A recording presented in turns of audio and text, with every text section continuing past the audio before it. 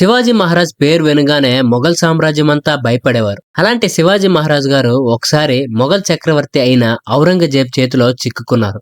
ఆగ్రా నగరంలో జైలు పాలయ్యారు. కానీ అతను అక్కడ ఉండలేదు. అతను జైలు నుంచి తప్పించుకున్న విధానం ఒక సినిమా కథలా ఉంటుంది. ఈ వీడియోలో అది తెలుసుకుందాం. మా వీడియోస్ మొదటిసారి చూసినట్లయితే మా ఛానల్ కు ఒక లైక్ చేయండి, షేర్ చేయండి, సబ్స్క్రైబ్ చేసుకోండి. మరిన్ని ఇంట్రెస్టింగ్ వీడియోస్ తోటి మీ ముందుకు వస్తాం. ఈ స్టోరీ ఏంటో చూద్దాం. శివాజీ మహారాజును ఔరంగజేబ్ ఢిల్లీ దర్బార్ కు ఆహ్వానించారు. బయటకు తెలిసింది ఏంటంటే సంధి అంటే ఒప్పందం కోసమని. కానీ ఇది వాస్తవానికి ఒక కుట్ర. శివాజీ మహారాజు తన కుమారుడు సంభాజీతో కలిసి ఆగ్రాకి చేరుకున్నారు. అక్కడ ఆయనకు తగిన గౌరవం ఇవ్వలేదు. అతన్ని నిర్లక్ష్యంగా ఒక బహదూర్ ఖాన్ అనే మొఘల్ అధికారికి అప్పగించారు. ఇది శివాజీ మహారాజుకి జరిగిన అవమానం. అతని ఆగ్రహం మరిగిపోయింది. ఔరంగజేబ్ శివాజీ మహారాజుని అక్కడే హత్య చేయాలని భావించారు. అంతే, శివాజీ మహారాజ్ తన తప్పించుకునే ప్రణాళిక రూపొందించడం ప్రారంభించారు. శివాజీ మహారాజ్ కి ఆరోగ్యం బాగోలేదని నాటకం వేశారు. ప్రతిరోజు తనకు మందులు, పండ్లు, స్వీట్లు పంపిస్తున్నట్లు మొఘల్ గార్డులు మానసికంగా అలవాటు పడ్డారు. కొంతకాలానికి ప్రతిరోజు పెద్ద పెద్ద బాక్సులతో పిండి వంటకాలు పంపించేవారు. బాక్సులను బయటికి పంపే పద్ధతిని